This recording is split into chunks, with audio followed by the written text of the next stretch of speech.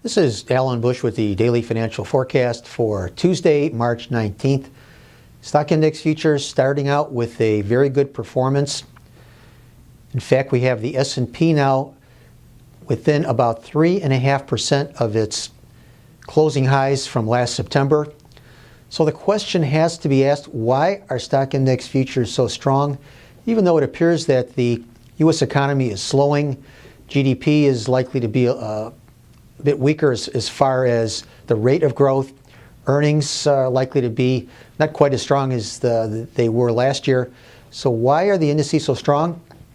And I would have to say that even though the economy does appear to be slowing here, I believe that that will be met with accommodation, or at least a Fed that is not going to raise rates and is likely to lean toward easier credit. And I think that is the saving grace, so to speak, that will support the stock index futures. So I think more of the same is likely. Stock index futures are likely to remain strong. Moving over to the currencies, the dollar index under a little pressure, as it appears that the Fed at their meeting tomorrow will probably strike a dovish tone.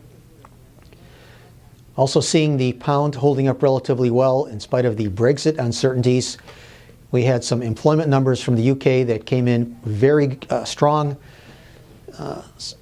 Even though there was a lot of talk that the Brexit situation could cause the UK economy to collapse, apparently that is not the case at all. Interest rate markets lower at a time where you would normally expect higher prices if the Fed is likely to be dovish at their meeting tomorrow.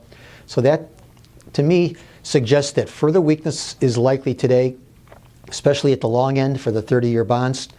In the gold market, firming, probably due to prospects of a dovish Fed at their meeting. So between now and that meeting tomorrow, I would expect further gains in the gold.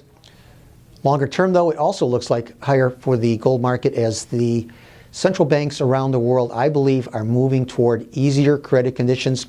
That, of course, means ultimately higher inflation. Higher inflation means higher gold prices. So still like the long side of stock indices, once again, alongside of precious metals. Even industrial commodities, I think, will continue to perform very well. So good trading, everyone. And once again, remember, these are my opinions alone and are not the opinions of ADMIS or Archer Daniels Midland.